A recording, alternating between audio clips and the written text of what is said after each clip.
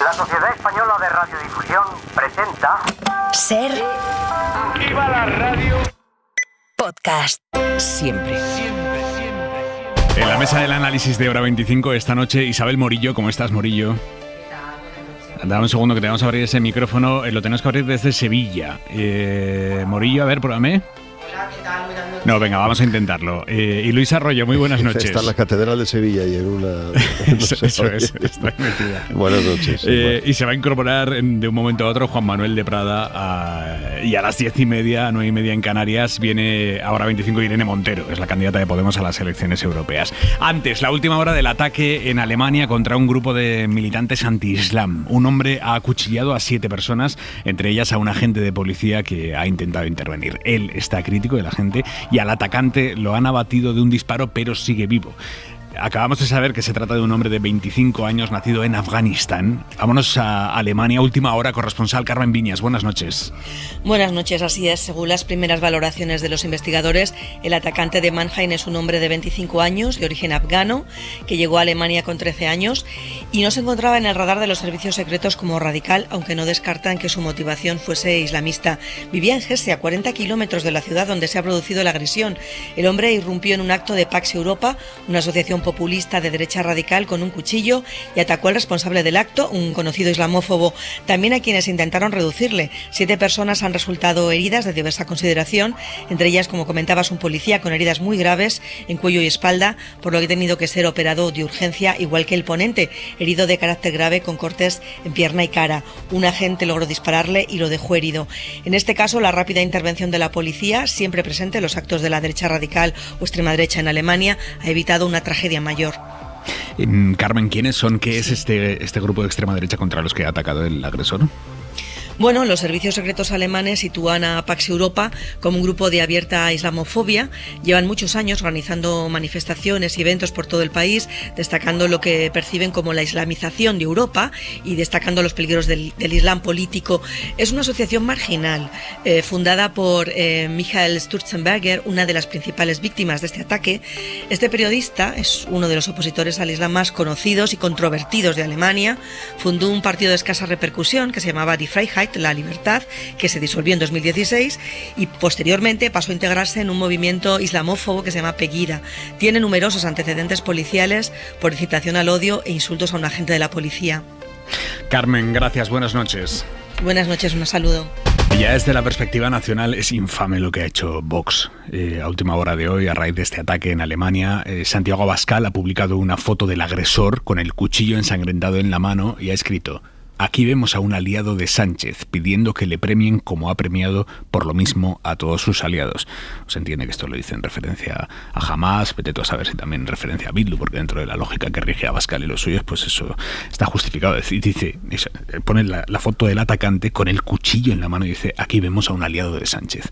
El PSOE ha anunciado esta noche que estudian acciones legales contra Abascal por este mensaje y le dicen a Feijóo: o condena el mensaje o es que lo comparte. Le piden que rompa toda la relación con la extrema derecha. Es impresionante, Morillo, el nivel de violencia dialéctico-política que está introduciendo la ultraderecha en la conversación pública en España.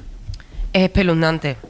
Yo creo que está intentando hacer memoria de un mensaje como este por parte de Vox, que la verdad que nos tiene acostumbrados a todo, a espectáculos que antes por lo menos yo nunca había visto en el Congreso de los Diputados, a mensajes en mítines de campaña que mira que en los mítines creo que está casi permitido pues utilizar otra oratoria, otro lenguaje que nada tiene que ver con el de la Cámara, pero que a mí muchas veces me ha sobrecogido y me ha parecido de una agresividad y una violencia verbal brutal, pero no recuerdo un mensaje tan rastrero como este. No lo recuerdo, la verdad es que no, que creo que se pueden todavía cruzar más líneas, hasta el punto de que Emiliano García Paje, que ha anunciado él mismo un recurso de inconstitucionalidad contra la ley de amnistía, acaba de poner un tuit dejando muy claro que no todo vale en política y condenando con rotundidad un mensaje que, según el mismo presidente de Castilla-La Mancha, dice que es un mensaje de odio que daña nuestra democracia y que es inadmisible. No sé dónde están las líneas rojas. Bueno, sí sé dónde están las líneas rojas, pero que se siguen sobrepasando. Cada vez las líneas rojas están a un paso más de cosas que no me gusta ni pensar, pero no sé, me ha sobrecogido el mensaje de Abascal, la verdad. Pero Isabel, no, tampoco hace falta hacer tanta memoria, o sea, digo que entiendo lo que quieres decir, pero Abascal y Vox y la extrema derecha en España está lanzando mensajes constantemente, de manera a veces ligeramente sutil, pero en general de manera bastante burda. Pero del nivel de esta noche, sí, un agresor con el cuchillo ensangrentado en la mano. Sí, Sánchez es amigo de los etarras. Sánchez defiende a los... Sánchez es amigo de Hamás. Sánchez, digo Sánchez porque suele ser Sánchez, no es ni siquiera el PSOE, es Sánchez, es decir, el presidente del gobierno es amigo de terroristas, de modo que a mí tampoco me ha sorprendido extraordinariamente, porque además es parte de una estrategia simplísima pero enormemente eficaz que vincula a vincula a los que no están a favor de las causas, en este caso de la causa sionista, pero no solo sionista, digamos de desterrar, de derruir, de masacrar al pueblo palestino. Todo el que está en contra de esa posición es un amigo de Hamás. Y todo el que está a favor de entenderse de tratar de solventar... Bueno, perdón, pero en fin, hace ya 12 años, si no me equivoco, 12, 13 años, que ETA ha desaparecido, pero siguen insistiendo en que Sánchez es amigo de los etarras. O sea, con perdón, no quiero hacer autopromoción, pero todavía no se ha programado del todo, pero hay un acto en el Ateneo de Madrid de un grupo que todavía formula la pregunta: ¿ha desaparecido ETA? O sea, a veces es muy sutil, ¿no? Pero otras veces es tan grosero como que, igual que este señor con el cuchillo en la mano, que efectivamente llama mucho la atención, ¿no? Es aliado de Sánchez, pues igual, no sé, que te vote chapote. Yo os planteo. O sea, pero que te vote chapote, sí. Aymar, ¿sabes? Sí. Es decir, que tampoco hace falta remitirse a... Os traslado un debate. ¿Qué hacer ante provocaciones obscenas como este tuit de Abascal? Lo teníamos en la redacción hace unos minutos. ¿Merece la apertura de la mesa del análisis de Hora 25 este asunto? ¿Qué hacer ante este tipo de provocaciones que tumban el nivel del debate político en nuestro país? Bueno, es que ni siquiera es que rebajan el nivel, es que lo destrozan. Es complicado porque ellos quieren que lo mencionemos. Él quiere estar, él sabe perfectamente lo que hace y su equipo saben perfectamente. Venga, el cuchillo, que se vea, tal, aliado de Sánchez, punto. Simplifica y ya verás cómo entra esta tarde, esta noche. Aymar lo cubrirá en la cadena SER y estaremos todos debatiendo sobre ellos. Es lo que quieren, ¿no? Y Josh Lakoff, el famoso lingüista, en fin, ya mayor, pero que hace ya 13 años escribió aquel librito maravilloso, No pienses en un elefante, nos decía, no, en cuanto mencionas el elefante viene a la cabeza de la gente, de modo que no entres en su... Pero hay que reconocer que es muy difícil. Si ellos cuelgan esta foto aquí, es muy difícil no decirles que son rastreros, que es mentira, que es falso, y yo creo que al final es la única solución, hacer el esfuerzo de defender con argumentos y con la verdad por delante posiciones demócratas, posiciones de entendimiento, que son más difíciles de defender. Es mucho más fácil el blanco y negro, pero no creo que nos quede otra opción. ¿Cuál es puedes dejar de tu cubrir criterio periodístico democrático, Morillo? Efectivamente, este es un debate que llevamos teniendo mucho tiempo. Yo ya yo ya decidí hace tiempo que claro que hay que denunciarlo y claro que hay que contarlo.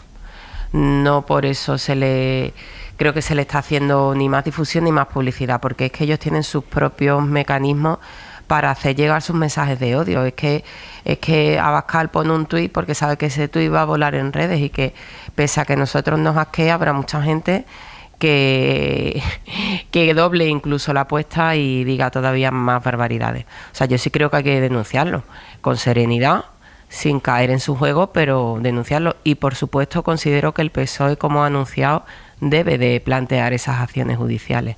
Está en su derecho y tiene que hacerlo. Y en algún momento algún juez o jueza de este país tendrá que fijar un límite y decir, no, pues esto está usted incitando al odio, está usted cometiendo un delito de odio. Esto no es ser un adversario político, esto no es oposición política. Acusar al presidente del gobierno elegido democráticamente en una democracia parlamentaria por todos los españoles de que es cómplice de un asesino terrorista que tiene un cuchillo ensangrentado en la mano, no es tolerable en el juego democrático que debe permitirse o darse en España. No creo ni que eso sea censura, ni que eso sea...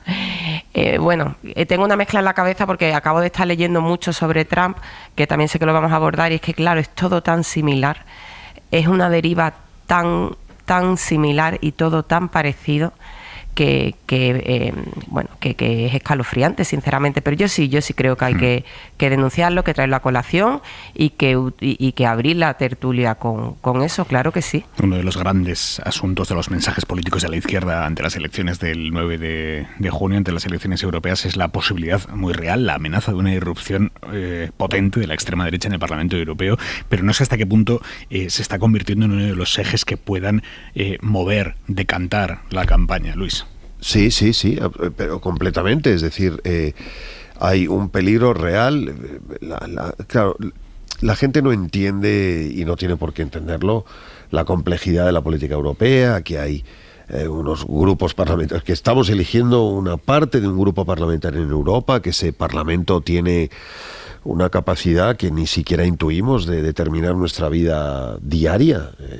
No sé, la presión de las ruedas que ponemos a los coches, por decirlo de manera medio sarcástica, ¿no? O sea, es decir, Europa tiene una influencia directísima en nuestra vida diaria, pero no lo sabemos. Y lo que está en juego el próximo domingo, el siguiente, es realmente que la extrema derecha se convierta, incluso podría ser el segundo grupo en Europa. Es muy grave.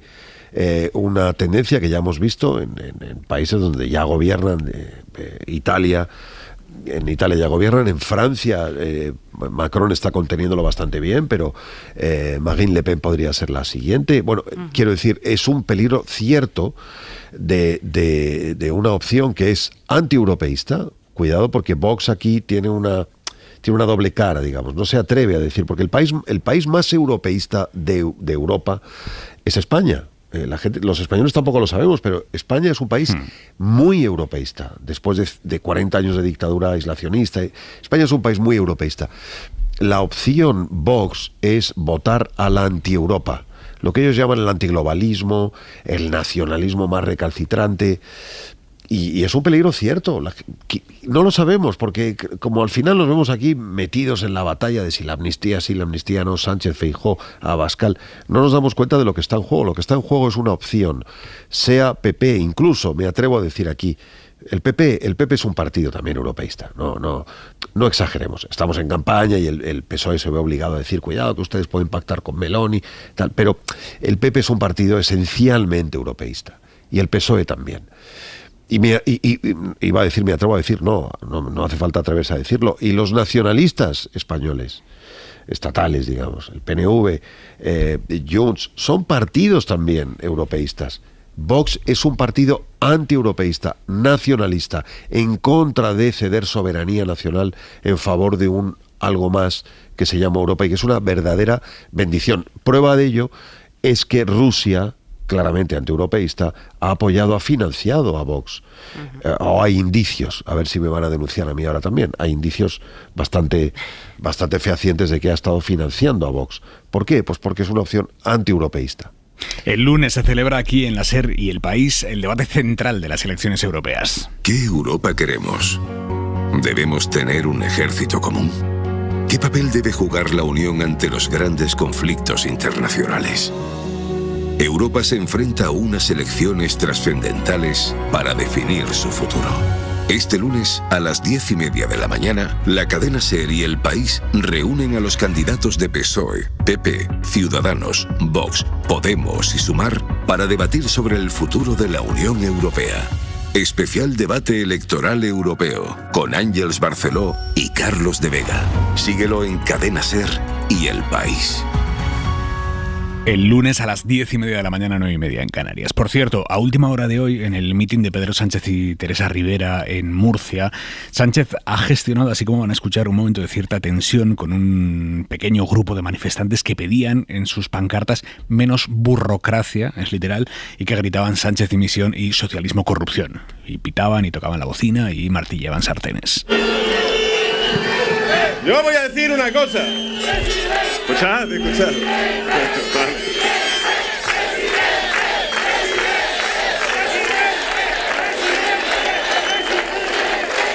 Muchas gracias. Yo voy a darle las gracias a mis fans. Siempre vienen conmigo. Están siempre conmigo. Allá donde voy, están ellos.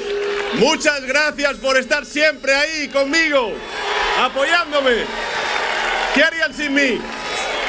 ¿Qué harían sin mí? Y en ese acto ha dejado esta frase el presidente, una frase que dice bastante del estado anímico político de Pedro Sánchez. Porque van listos.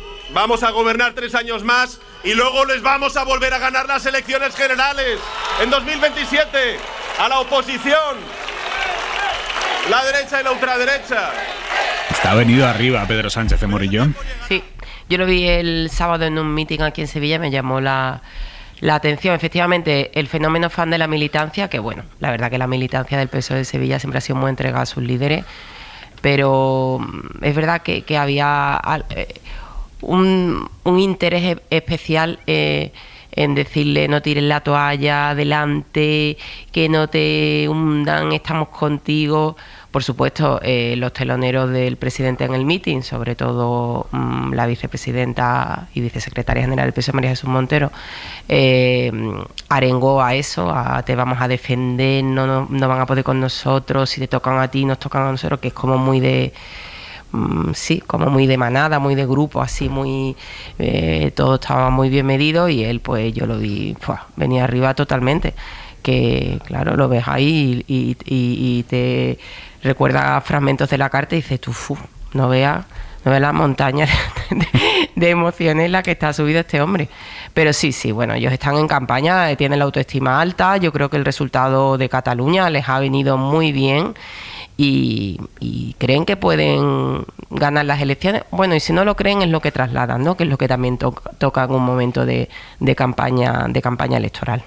Bueno, él se refería en este caso de manera completamente irónica, por supuesto, al grupo que siempre le sigue sistemáticamente, Sánchez traidor, Sánchez, en fin, no quiero decir la palabra, pero me gusta la fruta y todo el mundo lo entiende, y Sánchez fuera y vete tal, etcétera. Y a mí me parece que desde un punto de vista puramente técnico, me parece que es más inteligente, aunque a veces puedo entender la reacción de otros, ¿no? Pero me parece más inteligente esta especie de sorna de, bueno, muy bien, vale, oye, muy bien, que me acompañe siempre y tal, los vamos a ganar en las elecciones. Me parece más inteligente eso que hacerse la víctima.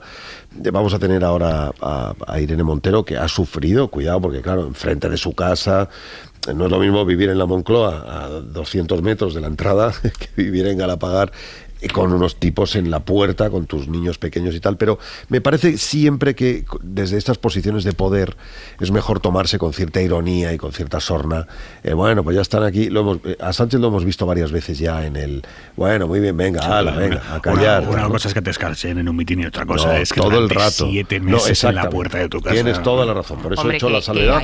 Hay unos cuantos con las bocinas intentando boicotear el mitin, pero hay muchísima gente militante socialista alrededor del presidente, lógicamente.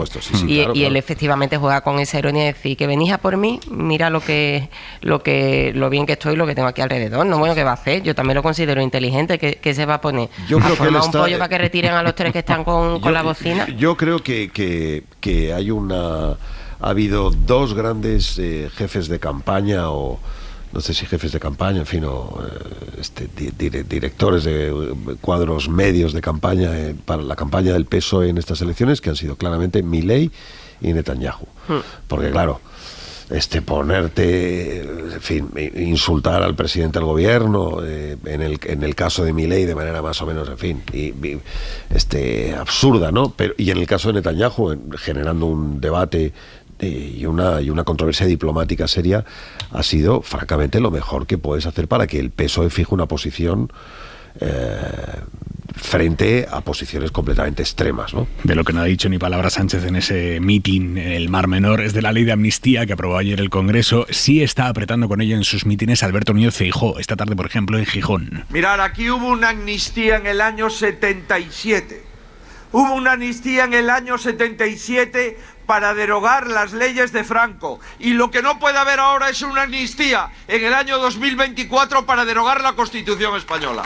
Eso no lo vamos a aceptar, porque es el movimiento más antidemocrático que hemos vivido en los últimos 40 años.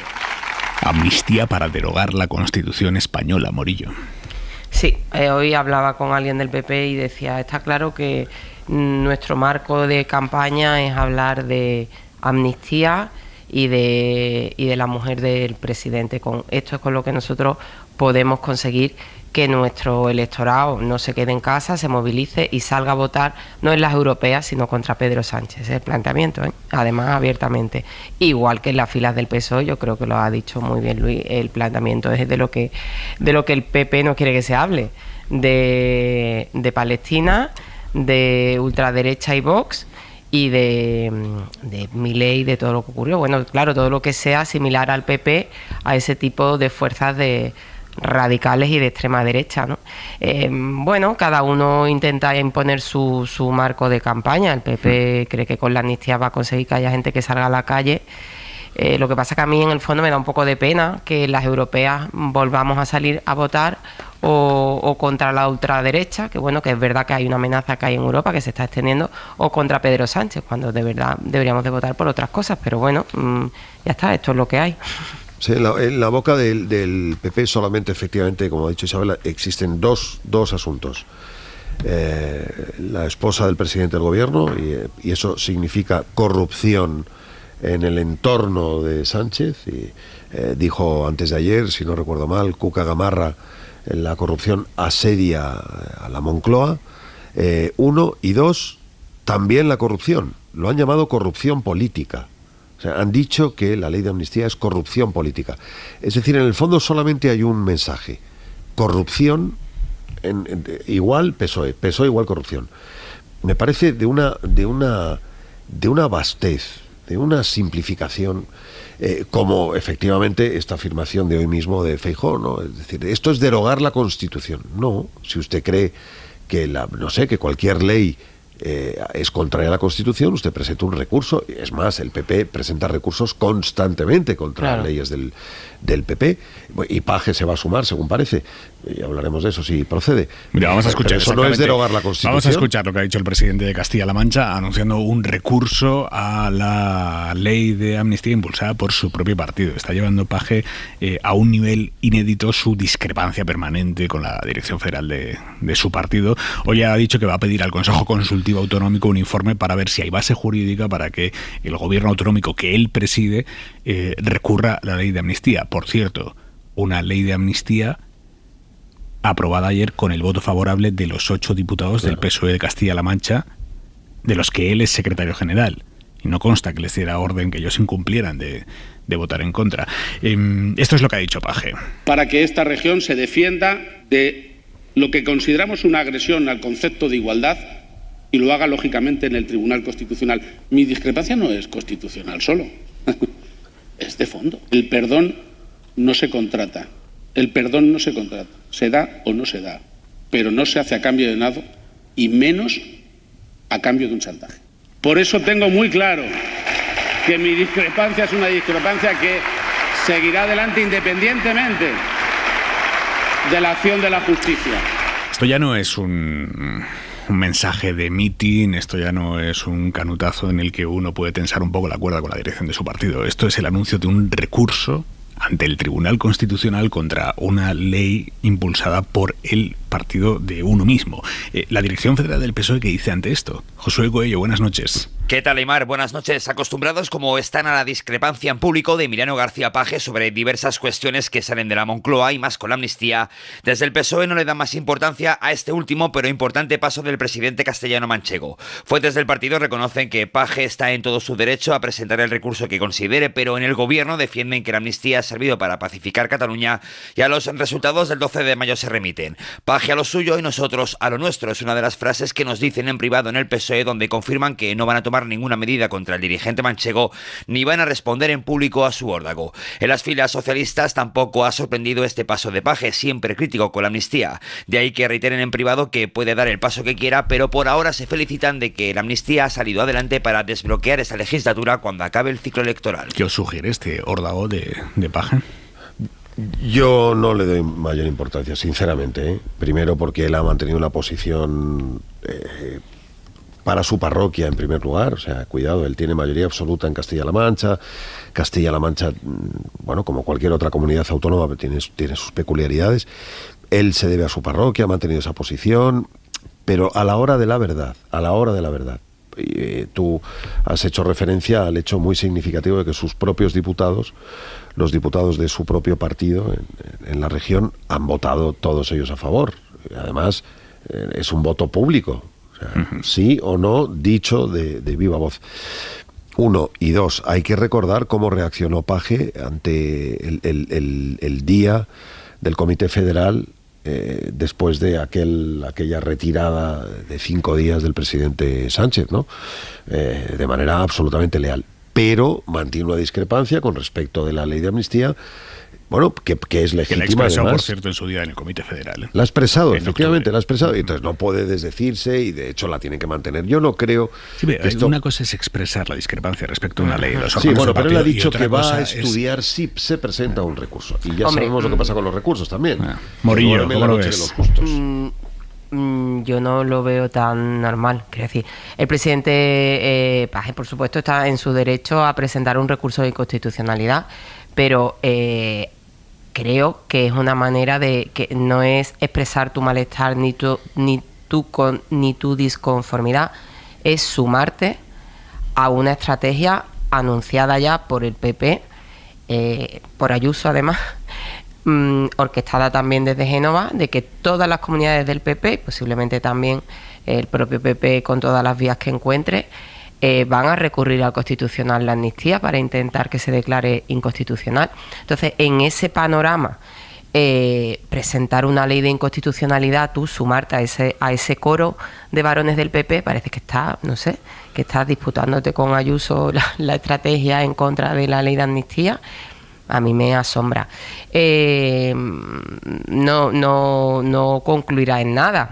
Este señor es presidente de su comunidad con sus votos y posiblemente este gesto refuerce su posición frente a su electorado en Castilla-La Mancha. Posiblemente sea así. Pero, hombre, a mí me parece una deslealtad hacia tu partido grave. Es que, mira, si fuera un conflicto de fondo de competencias autonómicas, de verdad, de algo de fondo autonómico que tú te quieres, yo qué sé, quedar la gestión del Guadalquivir y lo has metido en tu estatuto como aquí ocurrió y el gobierno te dice que no, bueno, en competencias autonómicas, en asuntos de fondo, de verdad, que tú salgas a defender los intereses y los derechos de los ciudadanos que te votan y por eso eres presidente de tu comunidad, lo vería bien que se plantara ante el gobierno, pero es que no estamos hablando de eso, estamos hablando de sumarte a una estrategia que lo que busca es erosionar al máximo y hacer el máximo daño posible al presidente del gobierno que comparte contigo partido. Entonces yo no creo de verdad que esté mal que él lo exprese públicamente. Creo que hizo muy bien Lambán en votar votar la amnistía y asumir esa multa de 600 euros. Creo que las discrepancias hay que expresarlas, pero a mí esto sí me parece un pasito más. Bueno, yo insisto en que creo que está dentro de lo que el Partido Socialista en este momento puede asumir, digamos, ¿no? Y no tengo duda de que Lambán tiene una posición crítica con respecto de su secretario general y del presidente del gobierno con respecto a la amnistía, no lo dudo, pero creo sí, por eso digo, pero que no, quiero decir que es honesta, ¿sabes? O sea, no, que no es una impostura, y la ha mantenido, y bueno, y él es ese, en el PSOE siempre ha habido Claro, el PSOE es el partido, y lo creo de verdad en esa famosa frase que no recuerdo si lo recuerdo, fue de Zapatero: el Partido Socialista es el partido que más se parece a España, y sí creo que es cierto. Tiene que convivir con las pulsiones filonacionalistas o filocatalanistas en Cataluña, como tiene también que convivir con las pulsiones más tradicionales centralistas de otras regiones, incluida Castilla-La Mancha. Yo creo que está dentro de los márgenes de momento aceptables por parte del Partido Socialista. Otra cosa es que sea incómodo, por supuesto, sería preferible, pero si se suprimiera esa posición, probablemente el propio García Paje tendría dificultades para defenderse ante su electorado. Insisto, es el presidente que tiene mayoría absoluta en su electorado, el único que tiene mayoría absoluta en su electorado del entorno del Partido Socialista. De modo que tengo la sensación de que ya está otra vez Paje, pero bueno, oye, pues venga. Hay que aceptar esa diferencia dentro de las características que tiene un partido como el PSOE, que tiene que convivir con esas pulsiones diversas de una España que es diversa. 10:30 de la noche, 9:30 en Canarias. Irene Montero, buenas noches. ¿Qué tal? Buenas noches, Aimar, desde Sevilla. Desde Sevilla, que ha tenido mitin hoy allí. Hemos tenido un acto de campaña, sí, y bueno, vengo con toda la energía del mitin. ¿Qué tal va la campaña? Bueno, esta es una campaña para nosotras de principio político y de firme convicción. A Podemos, que ha pasado unos meses muy difíciles, lo han tirado al suelo, y nosotras hemos decidido levantarnos porque creemos que siguen existiendo muchas tareas urgentes, muchas cosas que tienen que ser cambiadas. La gente sigue pagando una barbaridad por el alquiler, pagando 200 o 300 euros más por la hipoteca tipo variable, mientras la gran banca tiene cada vez unos beneficios más desorbitados. La tarea política más urgente que tenemos es la paz y el fin del genocidio, y avanzar en derechos feministas, no decir que hemos ido demasiado lejos, sino que esto no ha hecho más que empezar, y en justicia social y en justicia fiscal, y esos propósitos merecen la pena. Así que, bueno, pues aquí estamos con mucha fuerza y con mucha energía para llevar a Europa una voz fuerte que rompa el consenso bélico y que apueste por la paz y por los derechos sociales, feministas y por la justicia social. Vamos por partes, porque me ha planteado un ramillete de asuntos y me gustaría abordarlos todos esta noche con usted.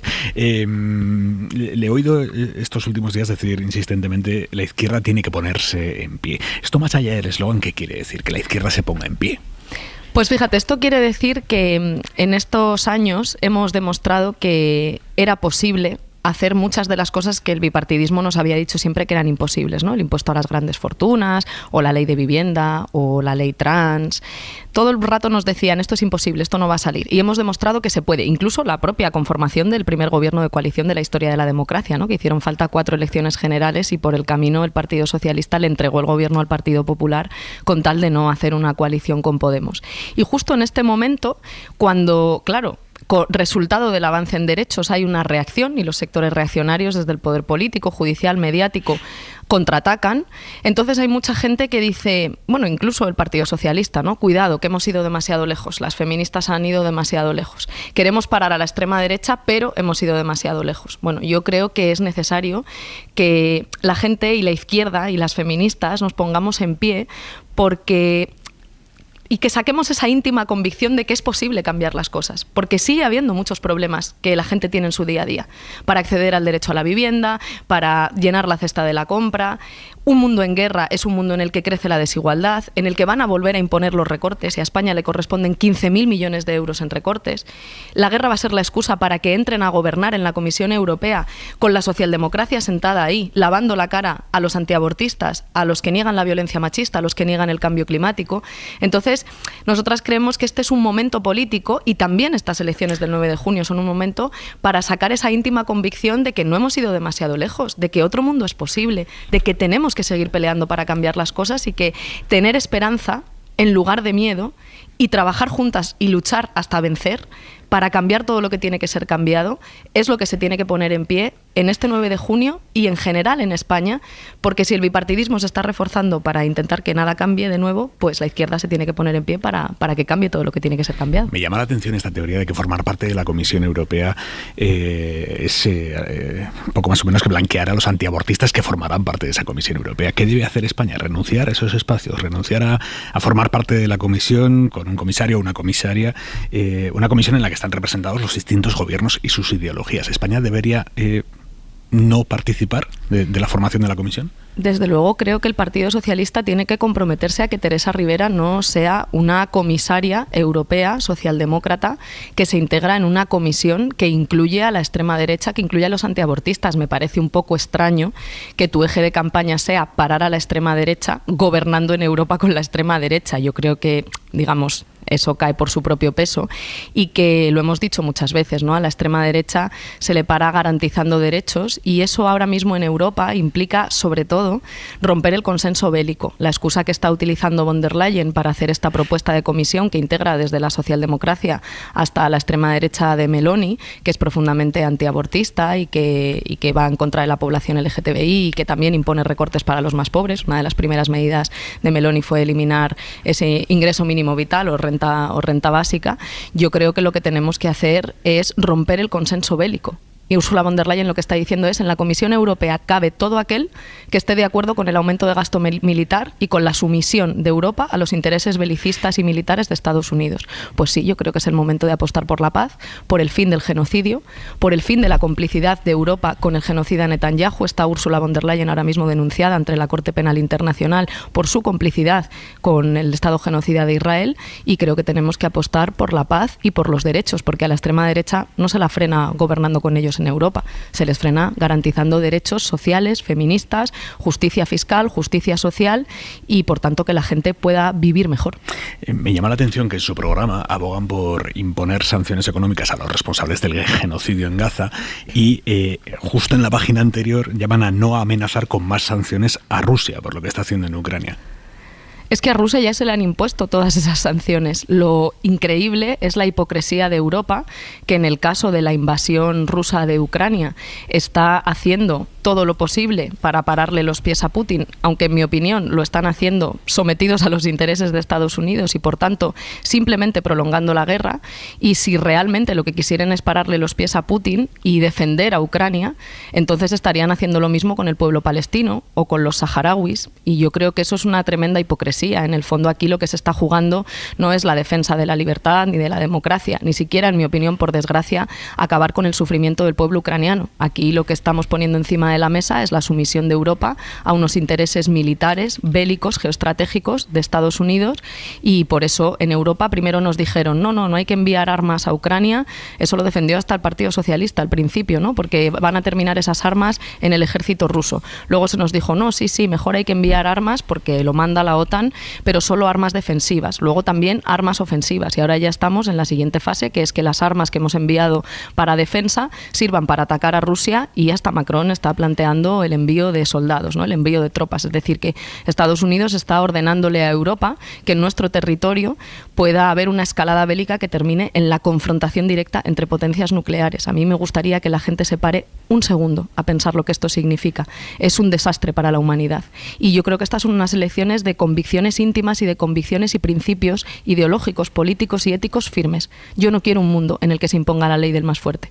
Quiero un mundo en el que prime la legalidad internacional, en el que prime la defensa de la paz y de la vida. Y eso, desgraciadamente, pues ahora mismo ni Estados Unidos ni Europa lo están defendiendo. Eso se consigue con negociación, con vías diplomáticas y con acuerdos para la paz, que es lo que falta apostar en este momento. ¿Qué negociación, señora Montero, se puede dar entre una persona o una parte que tiene armas y que puede machacar a la otra parte y quien ya no tiene armas? ¿Qué negociación posible, justa, puede haber entre esas dos partes? En eso consiste la diplomacia. La diplomacia no significa entregarle la razón al más fuerte. De hecho, cuando el más fuerte gana es con la guerra. En la guerra es donde se puede imponer el más fuerte.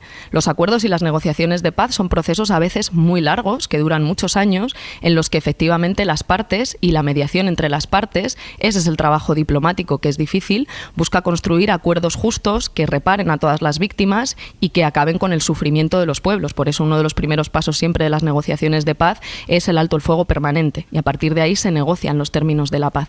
Entonces, creo que eso es lo que tenemos que hacer. Yo me haría la pregunta inversa, ¿no? de que ha servido enviar armas, cada vez más armas, en estos 2 años de guerra. ¿Ha servido para pararle los pies a Putin? ¿Ha servido para prolongar la guerra sin cambiar la correlación de fuerzas?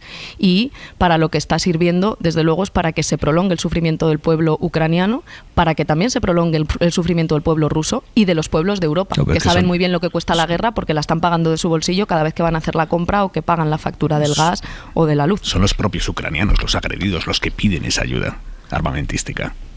Sí, y yo lo que digo es, ¿para qué está sirviendo mandar armas? Está sirviendo solamente para prolongar la guerra. De hecho, fíjese... ¿La alternativa cuál es? ¿Que Putin entre con todo? La alternativa es negociar la paz. Y fíjese que en la primavera del año 2022 hubo un intento de acuerdo de paz entre Rusia y Ucrania, que quien boicoteó fue los Estados Unidos y Reino Unido. Porque a Estados Unidos le interesa que se prolongue la guerra, porque su complejo militar industrial está ganando una millonada con la compra de armamento europeo a los Estados Unidos, y porque Estados Unidos se ha convertido en el principal exportador de gas licuado. Europa ha aumentado su dependencia energética de los Estados Unidos en estos 2 años. La guerra tiene perdedores, el principal el pueblo ucraniano, también los pueblos de Europa, porque además la guerra nunca viene sola, viene acompañada de recortes, de un aumento de la desigualdad, de la inflación, también del precio de las hipotecas, por tanto, el precio de los alimentos. Eso lo está pasando todos los pueblos de Europa, y los grandes expertos, incluso en estrategia militar, lo que dicen es que incluso cuando hay una diferencia evidente de fuerzas entre los combatientes en un conflicto armado, las negociaciones para la paz, por largas y difíciles que sean, son las que garantizan que se acaba con el sufrimiento y por tanto que se construye la paz, que de verdad yo quiero que la gente se pare a pensar un momento en qué mundo queremos vivir. Yo de verdad no quiero vivir en un mundo en el que es más fuerte, una gran potencia nuclear, puede saltarse la legalidad internacional y puede imperar la voluntad del más fuerte. Yo quiero un mundo en el que podamos vivir en paz, que es la única forma de garantizar la vida y, por tanto, los derechos de las personas. Y me parece además una terrible hipocresía que cuando se habla de la invasión de Ucrania parezca que estamos apoyando a Ucrania por grandes ideales de paz y de libertad y de defensa de los derechos humanos, cuando Europa lleva décadas dejando tirado al pueblo palestino, cuando Europa lleva décadas dejando tirado al pueblo saharaui y cuando, por ejemplo, el propio Borrell del Partido Socialista, que es el jefe de la diplomacia europea, pero dice que las guerras se ganan en el campo de batalla, está diciendo que Europa está siendo cómplice del genocida Netanyahu y que Europa tiene un problema porque no es capaz de cumplir con sus compromisos internacionales con la Corte Internacional de Justicia, que está investigando por genocidio a Netanyahu porque está manteniendo complicidad con el Estado genocida de Israel. Si realmente lo que estamos defendiendo es la democracia, la paz, los derechos humanos, ¿por qué no hemos roto relaciones diplomáticas y comerciales y practicamos un embargo total de armas al genocida Netanyahu y al Estado genocida de Israel? Si hemos sido capaces de romper relaciones diplomáticas con Argentina por unos insultos que es verdad que son miserables, reprochables completamente, con 8 meses de genocidio no es más que suficiente. 40.000 palestinos y palestinas asesinadas para romper relaciones diplomáticas y comerciales con Israel y aislarle, que es lo que realmente va a permitir parar el genocidio. ¿Por qué se han impuesto sanciones al criminal de Putin y no se han impuesto al genocida Netanyahu? Yo creo que ahí Europa demuestra su hipocresía y frente a eso yo creo que hace falta una voz fuerte en Europa que defienda la paz y que defienda los derechos humanos con todas sus consecuencias. Señora Montero, en 2014 Podemos irrumpió en unas elecciones europeas, puso patas arriba el tablero político, entraron con cinco eurodiputados, aquello era absolutamente impensable, fue una sorpresa y lo cambió todo. 10 años después, el partido está en un momento muy delicado, con 4 diputados, con 0 escaños en las gallegas, 0 escaños en las vascas, a las catalanas no se llegaron a presentar. Le he leído mucho estos días su reflexión acerca de cómo hemos llegado aquí y por lo tanto no se la voy a volver a preguntar, pero sí me gustaría escuchar su reflexión de si cree que Podemos en algún momento va a volver a generar aquella ilusión que generó en los primeros años. El concepto de ilusión. Bueno, yo creo que las personas que luchamos desde los movimientos sociales, desde el barrio, desde el centro de trabajo, desde la universidad y también desde las instituciones para cambiar las cosas, ese es el ciclo de la lucha por avanzar en derechos. Luchar, vencer, caerse, levantarse. Esto lo dice un gran vicepresidente boliviano, Álvaro García Linera, ¿no? Luchar, vencer, caerse, levantarse y así. Una y otra vez, luchar, vencer, caerse o que te tiren al suelo, como yo creo que es nuestro caso, y volver a levantarse.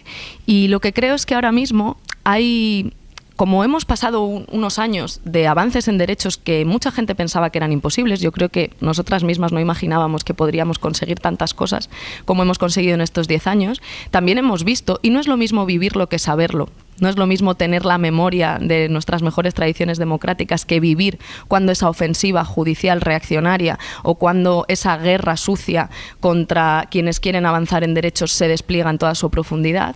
Hay mucha gente que lo que siente es miedo, siente miedo. Piensa, Dios mío, a ver si hemos ido demasiado lejos, como ha dicho el propio presidente del gobierno, y entonces hay que parar, ¿no? Cuando a la derecha, cuando le das la mano, te coge el brazo. Pero es que el miedo no resuelve los problemas.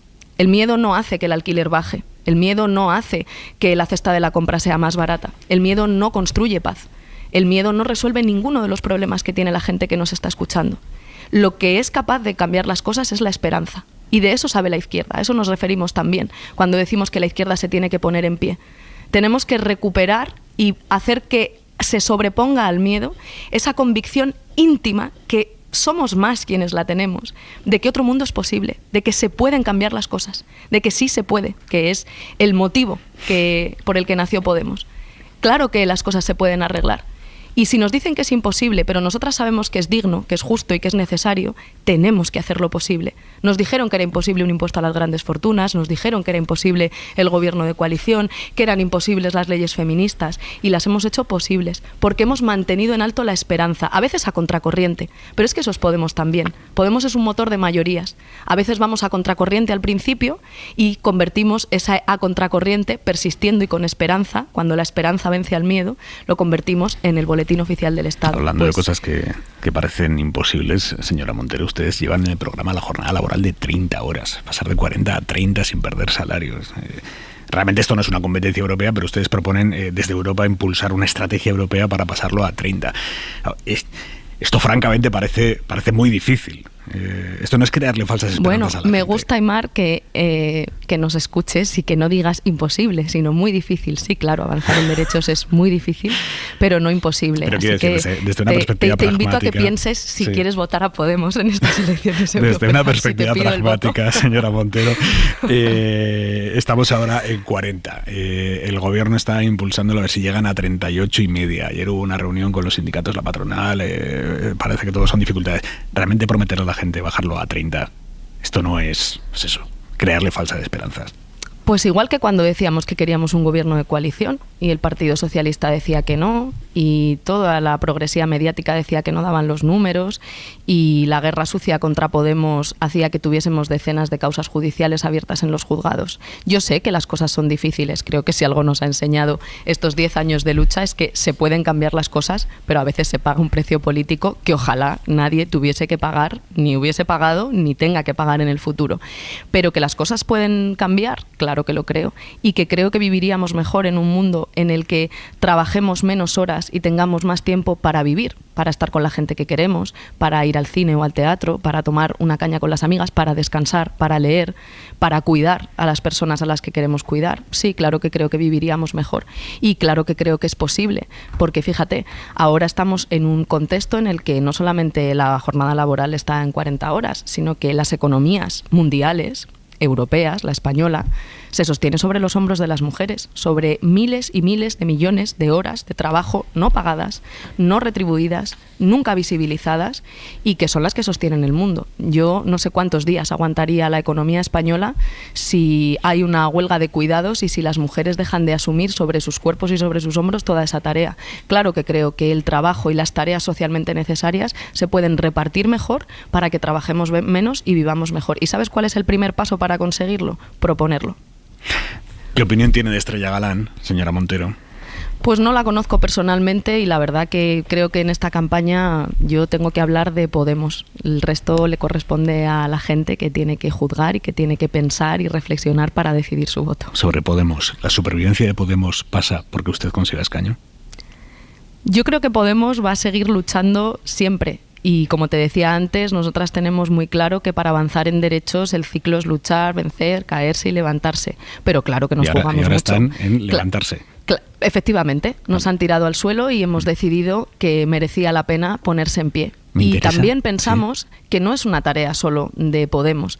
Yo creo que en estos años también hemos demostrado que nos necesitamos las unas a las otras, ¿no? Los principales avances en derechos feministas y en derechos sociales se han producido por un trabajo conjunto entre fuerzas que nunca nos hemos presentado juntas a las elecciones, como es Esquerra, Bildu y Unidas Podemos, y también después convenciendo o forzando, o como lo queráis ver, al Partido Socialista, que inicialmente nunca quería que esos avances en derechos se produjesen, ¿no? O sea, que trabajar juntas es una tarea que vamos a seguir haciendo, y fíjate, si hemos sido capaces de gobernar en minoría con el PSOE, que creo que nunca ningún periodista me va a preguntar, ni me ha preguntado desde luego, si yo voy a ir en unas listas con el Partido Socialista, pues claro que sabemos que hay que trabajar juntas. Pero yo también reivindico lo que Podemos aporta. Podemos es una fuerza política que consigue que las cosas pasen. Y yo creo que eso no es despreciable. Creo que hay mucha gente, incluso que no vota a Podemos, incluso que es del Partido Socialista, que echa de menos el gobierno de coalición entre el Partido Socialista y Unidas Podemos, porque ese era un gobierno que hacía avances en derechos, que hacía leyes, y ahora hemos cambiado un gobierno que transformaba las cosas y que avanzaba en derechos por un gobierno que está en parálisis legislativa, que no es capaz de sacar una sola medida. Es un gobierno que hace muchos titulares, pero que no es capaz de seguir cambiando para mejor la vida de la gente. ¿Usted cree que la legislatura nacional tiene recorrido tras los avisos, amenazas de los independentistas? Creo que cuando un gobierno no gobierna, es secundario saber cuántos años o meses va a durar. Lo que España necesita es un gobierno que gobierne, y que gobierne en un sentido muy concreto, que es el de avanzar en derechos, no en decir que hemos ido demasiado lejos o izquierdita que me quede como estoy, ¿no? Porque si vamos demasiado rápido, viene la extrema derecha con su reacción autoritaria y reaccionaria, y eso nos da miedo. Izquierdita que me quede como estoy, que es básicamente imponer el miedo como emoción central de la izquierda, solamente nos lleva a que nada cambie, a que las cosas se queden como están, y las cosas no se pueden quedar como están, porque es que como están son injustas, como están van mal. La gente no tiene dinero para pagar el alquiler, la gente cobra salarios que todavía no son decentes, a pesar de que hemos subido muchísimo el salario mínimo en la pasada legislatura. A las mujeres nos siguen matando por ser mujeres, y hay mujeres que no tienen garantizado en Europa el derecho a un aborto legal, seguro, gratuito. Hay que seguir cambiando muchas cosas y son muy urgentes. Por tanto, no vale el izquierdita que me quede como estoy. Hace falta un partido político que empuje con fuerza. Y humildemente, sabiendo que tenemos que trabajar con otras fuerzas que también son progresistas, yo creo que Podemos es la fuerza que hace que esas cosas pasen, y por tanto que también somos necesarias en esa mayoría, aunque se nos haya intentado tirar al suelo. Terminamos, señora Montero. ¿Qué le dicen las encuestas? 0, 1, 2... Sabes que para nosotras la decisión de presentarnos a estas elecciones no dependía de cuántos escaños saquemos. Mire, señora Montero, no puede estar 20 minutos diciéndome, nosotros decimos la verdad, tal, no, es verdad, y a una pregunta concreta me va a decir ahora que no. Pero ¿sabes por qué, Aimar? Lo va a entender todo el mundo. A nosotras ningún resultado nos va a resultar satisfactorio, porque nosotras siempre queremos Eso me pasa más. A mí con el EGM, efectivamente. Pues ves, ya estamos igual. Yo te invito de verdad que te pienses el voto. Pero en todo caso, para nosotras la reflexión y lo que buscamos es un efecto político que por supuesto implica que Podemos tenga cuanta más fuerza mejor, porque cuanta más fuerza tiene electoral una fuerza política, más capaz es de hacer lo que dice que va a hacer. Entonces, por supuesto, yo quiero cuantos más escaños mejor, pero ningún resultado a la vez me va a resultar satisfactorio. Escúcheme una cosa, ¿usted se ha pensado bien lo de irse todas las semanas a Bruselas? De aquí para allá, para acá. Pues la verdad es que sí, me lo he pensado y creo que merece la pena.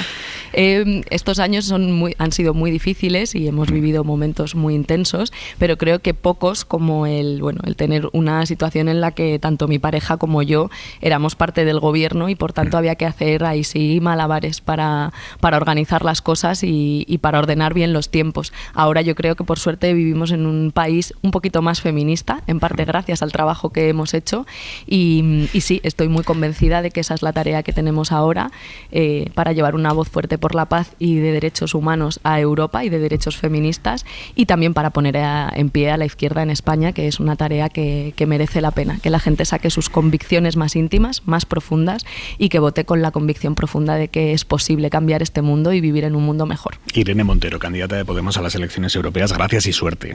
Muchas gracias, Aimar, un abrazo. Javi Blanco, muy buenas. ¿Qué tal, Aimar? Muy buenas. A punto de abrir el larguero esta noche. Sí, lo hacemos dentro de media hora desde el Instituto Cervantes de Londres. Hasta ahí está Manu Carreño, con parte del equipo desplazado, para hacer un programa como se debe de la previa de la final de Champions de mañana, de ese partido entre Real Madrid y Borussia Dortmund, donde el Real Madrid busca la 15ª. Hoy ha confirmado Ancelotti que Courtois va a ser titular. Hoy ha habido una alegría también para los madridistas, porque en las semifinales de la Liga ACB el Real Madrid de baloncesto ha ganado al Barça el segundo partido. Ahora la eliminatoria se desplaza a Barcelona. Si gana ese tercero ya estaría en la final de la ACB. Y está jugando Carlos Alcaraz, ha ganado los 2 primeros sets, está en el tercero contra Korda, así que de momento lleva encarrilado el partido. Aymar. Hasta luego, Javi. Chao, adiós.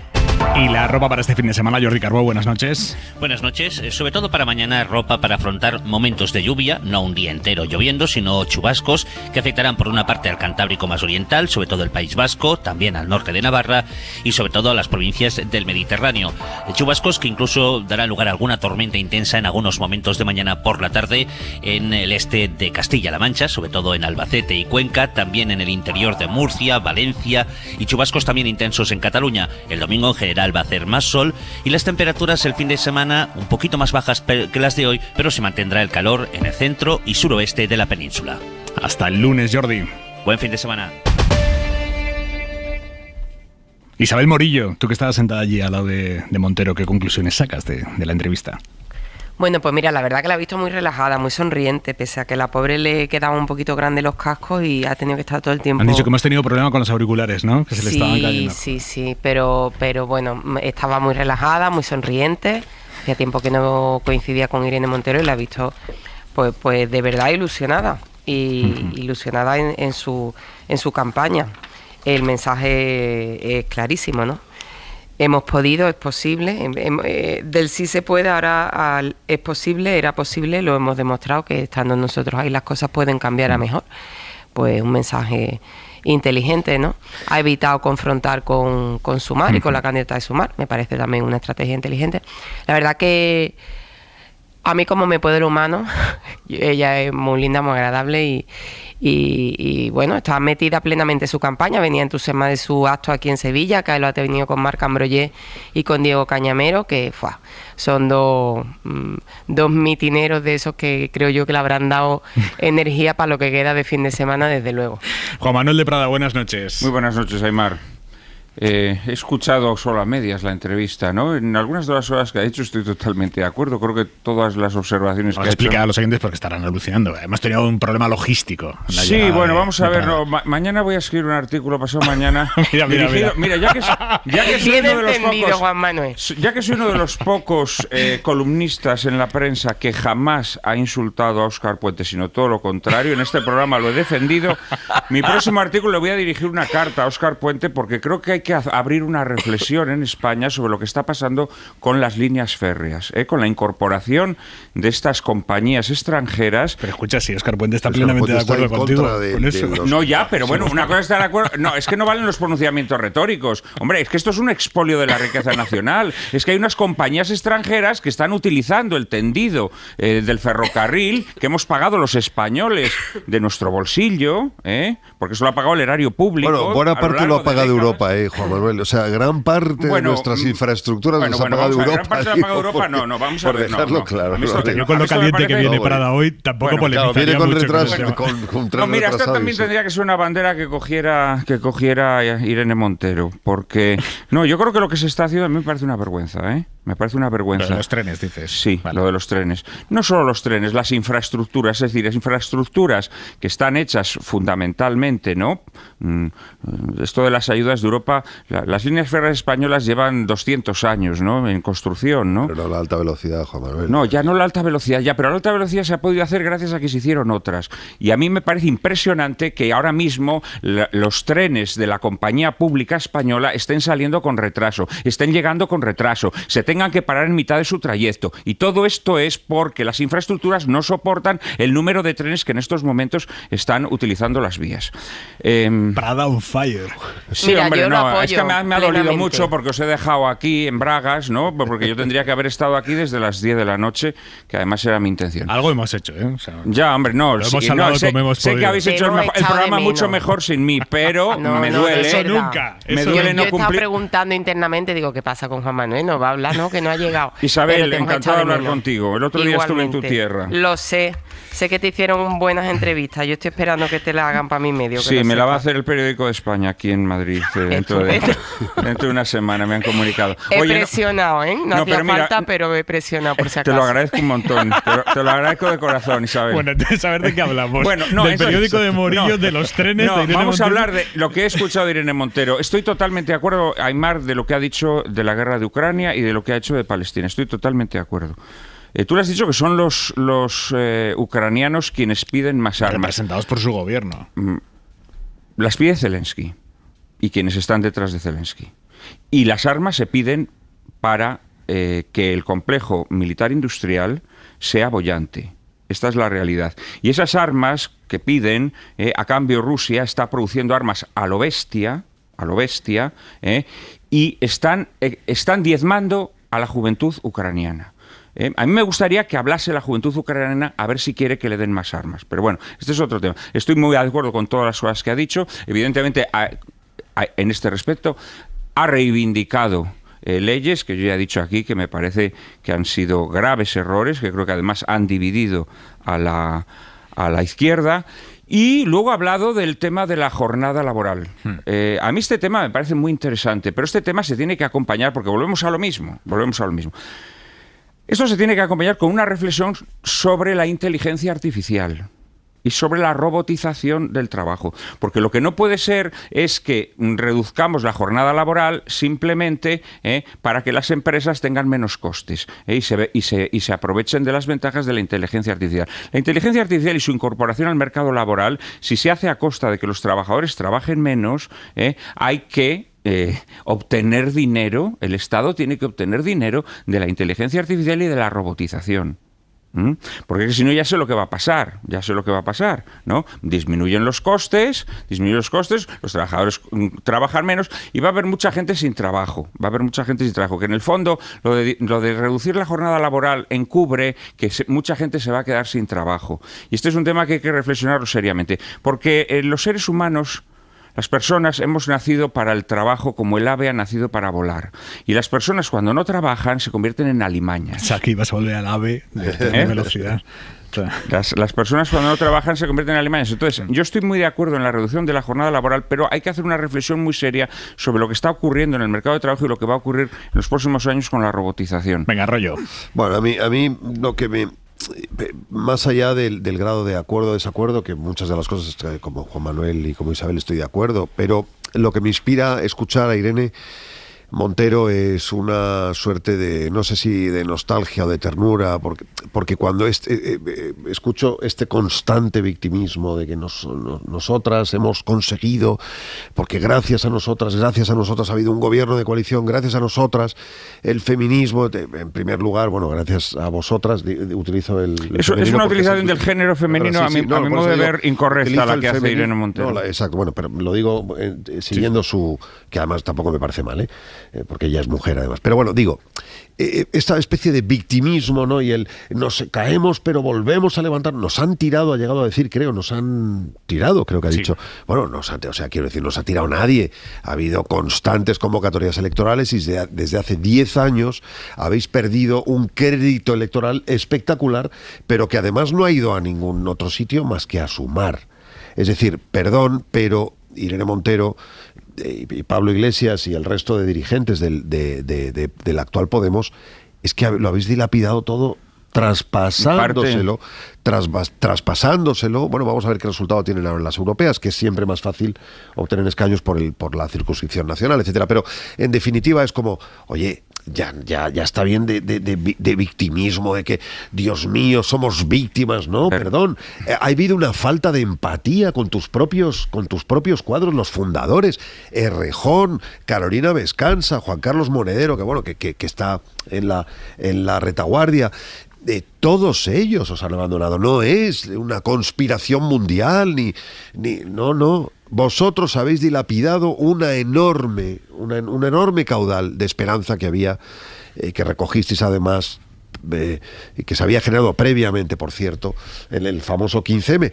Lo habéis recogido, lo habéis dilapidado en 10 años. Se lo habéis traspasado a su madre. Estoy parcialmente de acuerdo contigo. Creo que las purgas que se han hecho en el seno de Podemos han indudablemente diezmado esa ilusión a la que se refería Aimar, y han provocado que una formación que era atractiva para mucha gente y transversal se ha ido convirtiendo en una formación que transmite mal rollo y que tiene el aroma fétido del resentimiento muchas veces, que esto nunca mola, nunca atrae.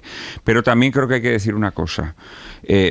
Podemos y algunos de sus líderes, y muy concretamente la señora Montero y el señor Pablo Iglesias, han sido sometidos a un acoso y han sido sometidos a una persecución y han sido acusados falsamente ante los tribunales de forma reiterada. Claro. Y es verdad que ha habido campañas muy agresivas contra ellos y muy dañinas de su prestigio personal y de su prestigio público. Claro que sí. Y esto también hay que decirlo. Sí, claro que sí. Pero, bueno, oye, pa'lante, ¿sabes? No, nos levantamos, pues levantaos. Al principio del programa, Juan Manuel, perdón, Isabel, un segundo. Brevísimo. No, decía, esta especie de tristeza, fíjate, en la puerta del juzgado. Bueno, oye, chica, que tiene razón, pobre. O sea, enfrente de su casa, lo hemos dicho, gravísimo. Aimar, no quiero que nadie malinterprete. No, y los han acusado de que si estaban al servicio de Irán, que si Irán no sé qué, que si en Venezuela tenían una cuenta en las Islas Granadinas, o sea, cosas verdaderamente... Barbaridades, absolutamente. Oye, y mi apoyo... Oye, y se han soltado informaciones en televisiones a sabiendas de que eran falsas. Sí, cierto, pero bueno, que no conozco yo a ningún candidato.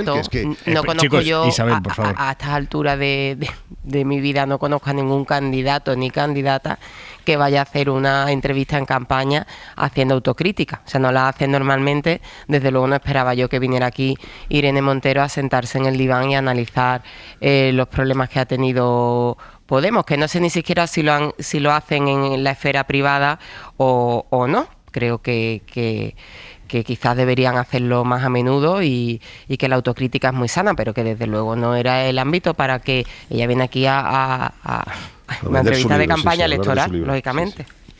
Pero creo que sí deberían hacer autocrítica. Dame un segundo. Quien desde luego no está haciendo nada de autocrítica es Donald Trump, que 24 horas después de que un jurado lo haya declarado culpable de 34 delitos, ha llevado a su máxima expresión esta tarde la estrategia que usa desde hace años para despachar las causas judiciales que tiene abiertas, que es victimizarse y decir que todo esto es fruto de una persecución. Asegura Trump que si le han hecho esto a él, se lo pueden hacer a cualquiera, que el juicio ha sido una pantomima y que además... We're living in a fascist state. He was told that viciously. Que vive en un estado fascista. Todo menos asumir que falseó las cuentas para esconder el soborno a una mujer para que no contara en campaña que se habían acostado, que es por lo que le han declarado culpable. No por acostarse con la mujer, sino por falsear las cuentas y, por lo tanto, falsear también la campaña electoral. En Nueva York está la corresponsal de la SER, Sara Canals. Sara, buenas noches. Hola, Aimar, buenas noches. Después de oír a Trump, Joe Biden, presidente de Estados Unidos, y su rival, ha alertado de lo peligrosa que es esta deriva de cuestionar a la justicia, a las instituciones del país que Trump pretende volver a gobernar. Sí, así es. Hemos escuchado a un presidente Biden que ha comparecido para hablar sobre la guerra en Gaza, pero antes de empezar ha querido comentar esta sentencia y recordar que Donald Trump ha tenido su oportunidad para defenderse en el juicio. Lo escuchamos. Donald Trump was given every opportunity to defend himself. It was a state case, not a federal case. Le ha tachado de descarado, peligroso, irresponsable y ha recordado que nadie está por encima de la ley. Donald Trump, por su parte, como decías, Aimar, ha pintado a una América en declive, ha criticado largo y tendido también la sentencia de ayer, confirmando que sí que la piensa apelar, pero sobre todo ha recurrido a dos de sus tácticas. La primera, intentar fidelizar a más votantes. If they can do this to me, they can do this to anyone. These are bad people. Así ha empezado su mitin diciendo que lo que le han hecho a él, esta persecución judicial que tanto tiempo lleva denunciando, se lo pueden hacer a cualquiera. Y la segunda táctica ha sido la de erigirse como un mártir. Así lo ha hecho.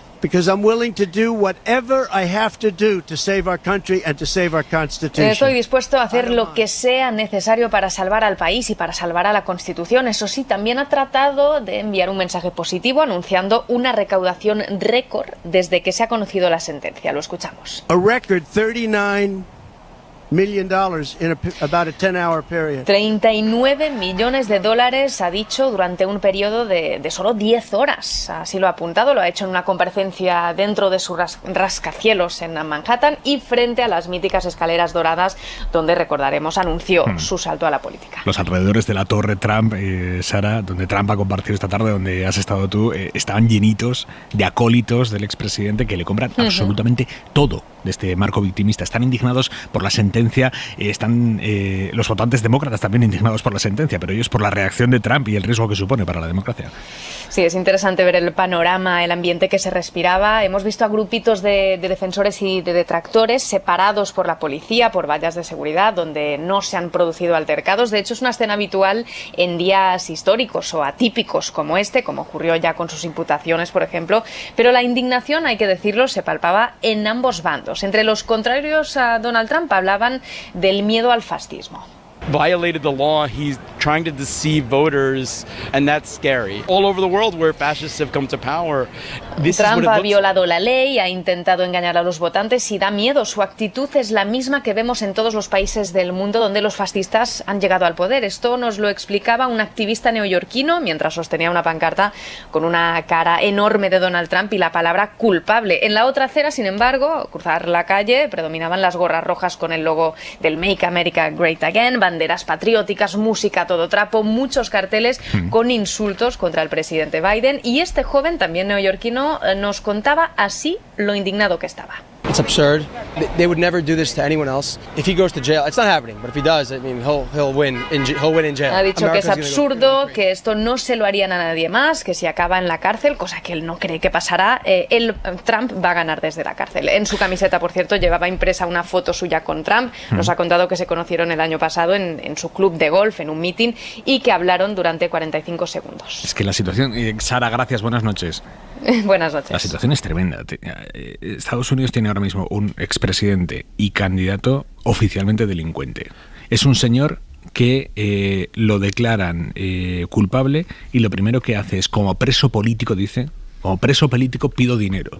Recauda no sé cuántos millones de sus seguidores en 10 horas. Y ahora mismo la campaña está patas arriba. Nadie sabe en qué terreno entra la campaña. ¿Cómo no, bueno, va a pero afectar sí se sabe que se puede presentar, incluso aunque esté en prisión, y si saliera elegido presidente... Sí, no, me refiero que no se sabe cómo puede afectar esto al ánimo de los votantes. Pero claro, porque efectivamente estamos en esa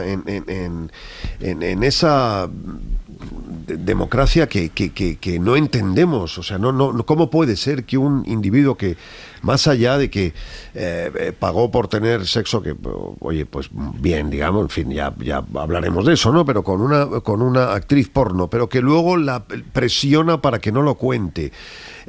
Además de eso, altera todas las normas electorales, escondiéndolo, presionando a sus propios abogados, etcétera, etcétera. Pero no solamente eso, es el presidente que a la vista de todo el mundo animó a sus seguidores a que tomaran el Capitolio. O sea, es un golpista, y sin embargo es en este momento favorito en las encuestas para las elecciones, para las que faltan 5 meses. 5 meses. Bueno, favorito, está ahí, ¿no? Pero podría ganar las elecciones, se le podría encarcelar y podría autoindultarse, ¿no? Entonces, claro, no me extraña que se le llame fascista, es que es fascismo lo que estamos viendo. Lo que sucede es que efectivamente una población enfebrecida, con un tipo que va de duro, va de radical, que ha llegado a decir, no habéis puesto ese corte en el meeting, pero ha dicho así tal cual: millones y millones de personas llegan a nuestro país ahora mismo desde prisiones y desde instituciones mentales, terroristas. Ole, tómalo ahí. O sea, fíjate, en este momento millones de terroristas están invadiendo nuestro país. Bueno, pues es un mensaje muy parecido, por cierto, el que, salvando las distancias, al que estamos escuchando en Europa también. Una identificación brutal, vulgar, lamentable de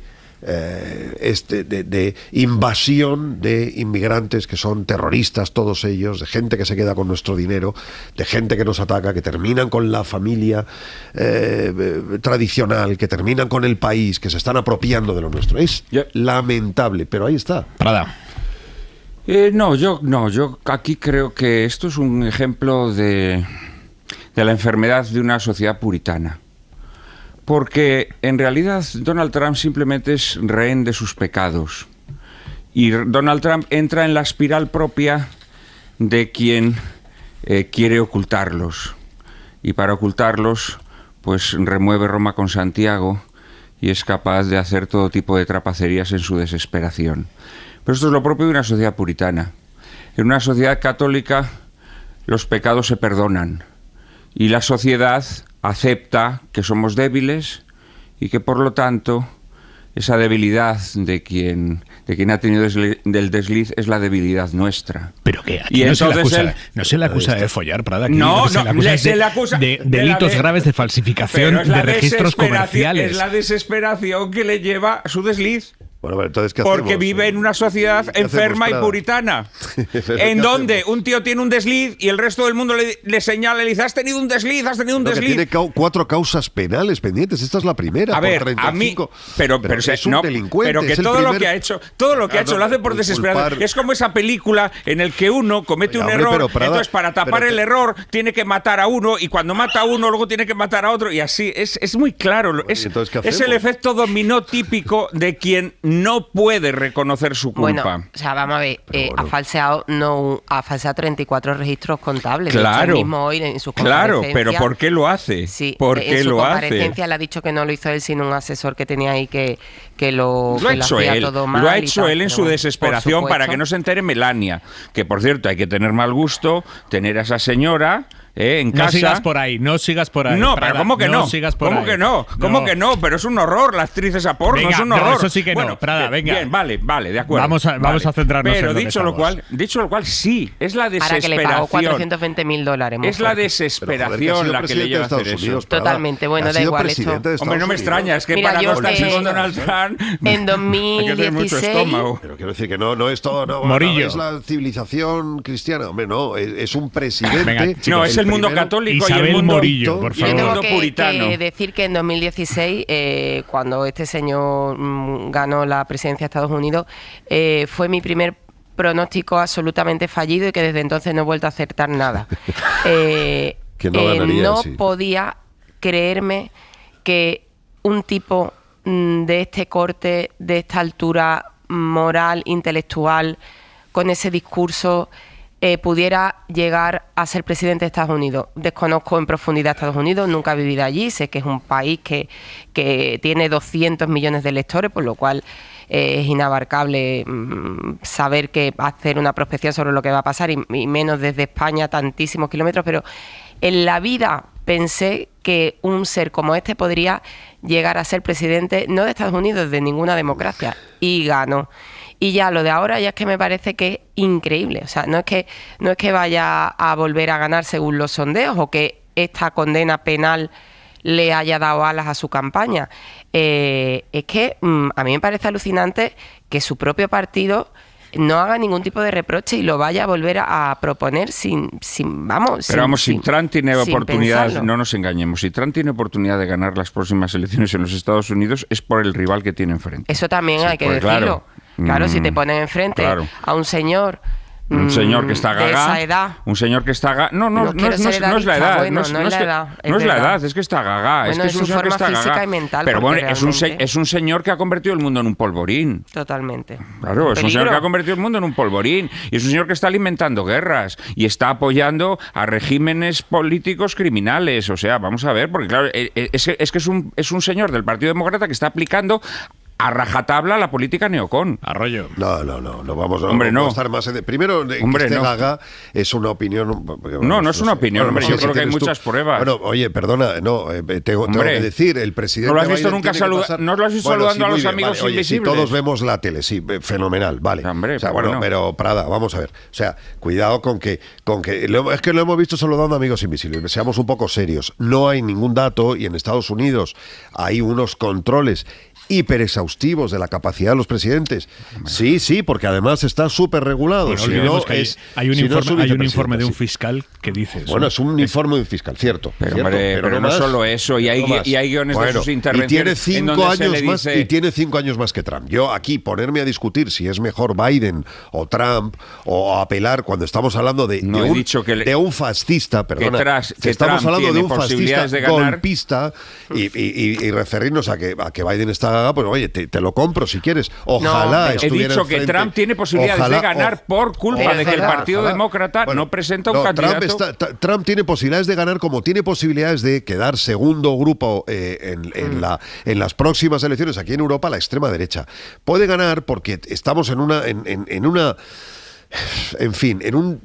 deterioro de las democracias en manos de unas emociones tan primarias y tan vulgares que dan vergüenza, ¿no? Y en el caso de Estados Unidos más todavía, porque se nos olvida cuál es el perfil del americano medio. Claro, que ni lee ni yo creo que cuando hay políticos de categoría y de altura, pero esta a mí gente ponerme a hablar hoy justo de Biden, cuando estamos hablando del primer expresidente convicto de los Estados Unidos, y que además de ser condenado en uno de los 4, insisto que tiene otros 3, ya antes de las elecciones probablemente no tendremos sentencia, pero las habrá.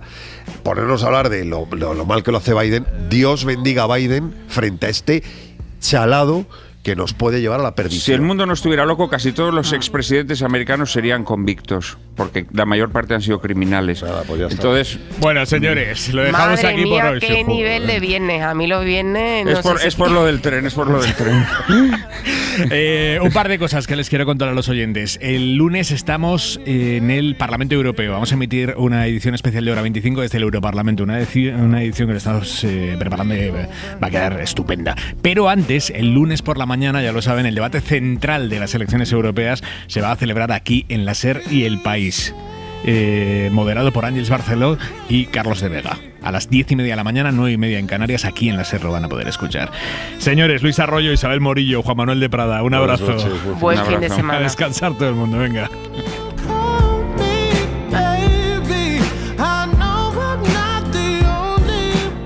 Para no perderte ningún episodio, síguenos en la aplicación o la web de la SER, Podium Podcast o tu plataforma de audio favorita.